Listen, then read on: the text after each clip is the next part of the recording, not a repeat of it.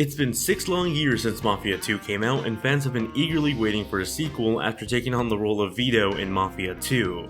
Finally, after years of waiting, Mafia 3 is out on the PS4, Xbox One, and PC, but has the wait been worth it?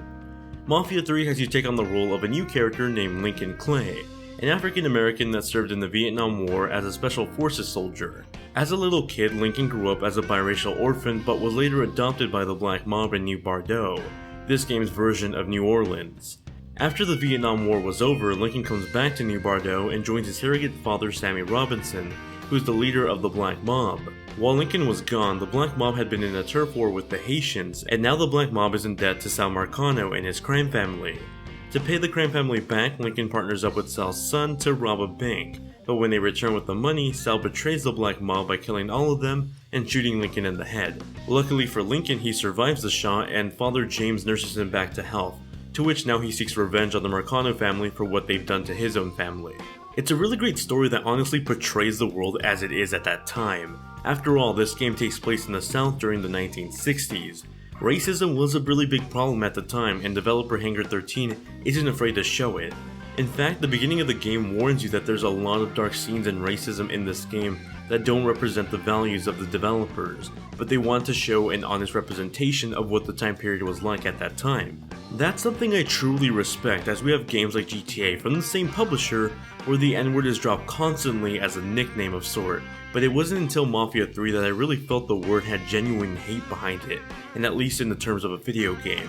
After all, this is a time setting where you might get arrested for walking into a store that you're not allowed into because of the color of your skin. There are even scenarios where if a car is stolen in the boonies of a black neighborhood, cops will take their time to show up or just not show up at all. But the moment a car is robbed in a richer white neighborhood, police cruisers come running instantly. Yes, it's not the happiest of scenarios, but this game definitely paints you a world that is honest, and rarely do we get to see a chance to explore worlds like this. Mafia 3 features an open world that takes you across different parts of Louisiana. It's a really cool setting to explore, as most open worlds have you explore more popular cities like New York or Los Angeles. Louisiana is a setting we rarely get to explore in this specific scenario. What's even better is that Hangar 13 perfectly captured the atmosphere of this location. It may not be the largest open world in the video game, but you can enter most of the buildings in the game. Walk down the street in the middle of the night and hear the sound of people drinking on the porch. It's perfect. The sound design in general is really well done with this game. The layers of the environmental sounds, from Lincoln's boots stepping on muddy water in the night to the chitter chatter of people in a diner having a conversation in the background.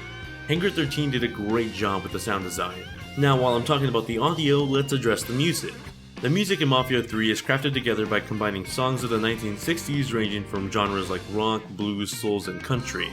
It's definitely an acquired taste of music, but one that definitely captures the story and the time period that the story takes place in. Now for the graphics. This is really mixed here. Mafia 3 is definitely not a pretty game. There are scenarios where this game can look pretty, like when you're exploring an amusement park early on in the game, but in general, Mafia 3 does not look like a 2016 game, or at least how a 2016 game should look. While playing the game, I experienced a number of graphical issues on all the available platforms, not just on console or just on PC. Rendering issues, frame rate issues, shadow issues, and screen tearing, just to name a few. On PC, the game was locked to 30 frames per second at launch, but since then there's now a patch that lets you change the frame rate on PC from 30 to 60 or unlimited. If you're on console though, you're stuck at the 30 frames per second mark, and even then it sometimes drops down to the mid 20 frames per second. On both Xbox One and PS4, I experienced a number of crashes that would send me to the console's main menu. These happen on both Xbox One and PS4, but they definitely happen more frequently on the Xbox One. It definitely feels like this game needed at least another month or two to polish up the gameplay because there's an absurd amount of technical issues on all the platforms.